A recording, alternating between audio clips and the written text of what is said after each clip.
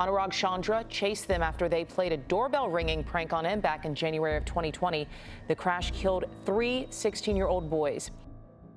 In the quiet suburban neighborhood of Corona, California, a seemingly harmless teenage prank ignited a chain of events that would lead to a courtroom drama of profound consequence. What happens when a doorbell prank goes terribly wrong, resulting in a horrific car crash that claims the lives of 3 teenagers and leaves 3 others scarred for life? On that fateful January evening in 2020, a seemingly innocuous teenage prank set the stage for a tragic series of events. 6 teenagers, including the driver Sergio Campusano, decided to go on a doorbell ditch prank in the quiet suburban neighborhood of Corona, California, where Anurag Chandra resided. The daredevil act involved ringing Chandra's doorbell and then hastily retreating to their vehicle, a Prius, parked nearby. Little did they know that this seemingly harmless joke would escalate into a horrifying ordeal. As the teenagers drove away, Chandra, agitated by the prank, decided to chase them in his own vehicle, initiating a perilous pursuit. The pursuit culminated in a devastating collision on Temescal Canyon Road in Riverside County, which claimed the lives of 3 16-year-old boys, Daniel Hawkins, Jacob Ivascu, and Drake Ruiz, while leaving 3 others severely injured. The tragedy shed light on the catastrophic consequences that can arise from impulsive actions and the disproportionate response that can result when emotions run high. The collision on Temescal Canyon Road that followed the ill-fated doorbell prank left an indelible mark of tragedy on the community. As the teenagers' Prius sped away from Chandra's pursuit, the situation escalated rapidly. Chandra's vehicle collided with the rear of the Prius, causing it to career off the road and slam into a tree.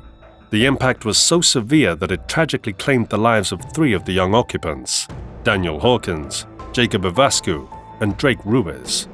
The surviving teenagers, driver Sergio Campusano, Joshua Hawkins, then 13, and Joshua Ivascu, then 14, were left with grave injuries, forever scarred by the traumatic events that unfolded.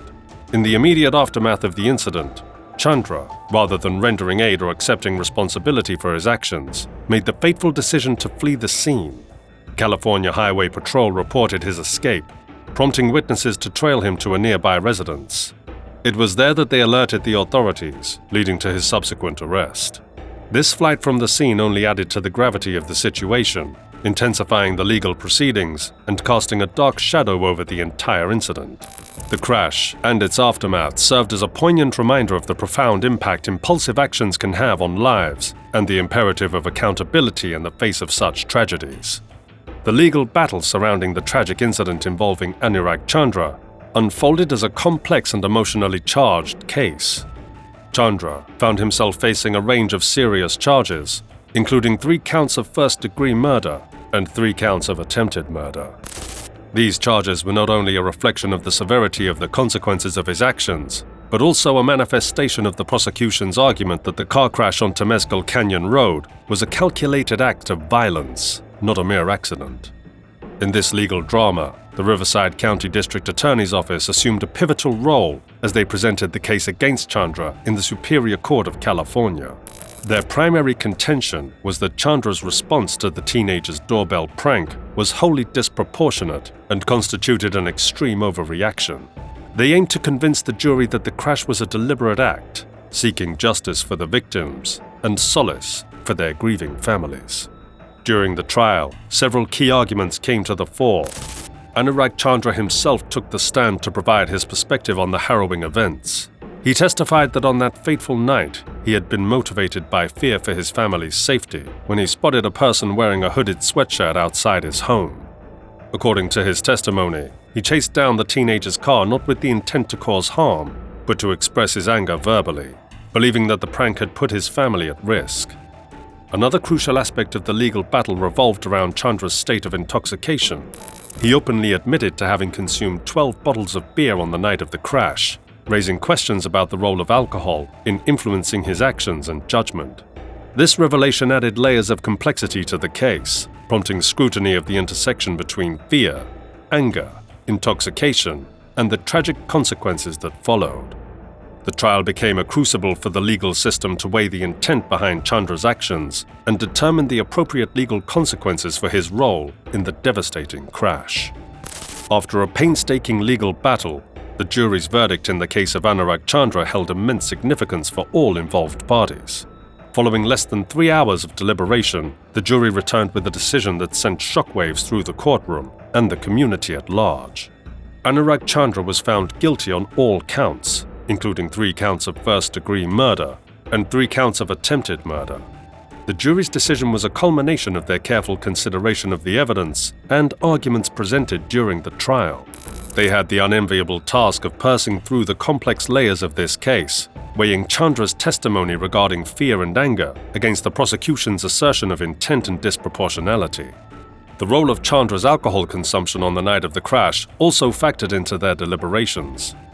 Ultimately, their verdict reflected the determination that the crash was not a tragic accident, but a deliberate act, and Chandra bore responsibility for the deaths and injuries that ensued. As the legal proceedings moved forward, the question of sentencing loomed large. Anurag Chandra's fate hung in the balance, with the possibility of facing life in prison without the possibility of parole. The seriousness of the charges he was convicted of underscored the potential gravity of his punishment. The jury's verdict in the Anurag Chandra case unleashed a complex array of emotions and reactions from the families of the victims, who had been waiting for justice to be served. Statements from those families offered a poignant glimpse into the depth of their grief and their longing for closure. Ivascu, the father of Jacob, one of the teenagers killed in the crash, expressed his anger at hearing Chandra's testimony, which he referred to as spewing lies. Yet he also mentioned the most challenging aspect of the trial, which was watching his surviving son take the stand to recall the traumatic evening. For the families, the verdict provided a degree of solace, confirming that the tragedy was not the result of their loved one's actions, but rather a consequence of Chandra's response to a teenage prank.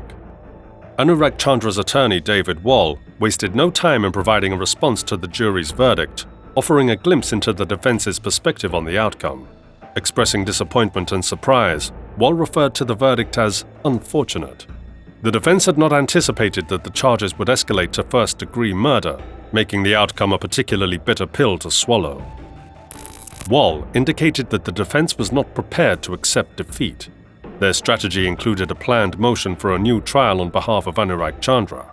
This move underscored their unwavering commitment to challenging the jury's decision and seeking a different outcome. It hinted at their belief that crucial aspects of the case had been overlooked or misunderstood during the trial. Beyond the prospect of a new trial, the defense also raised allegations of corruption in the investigation.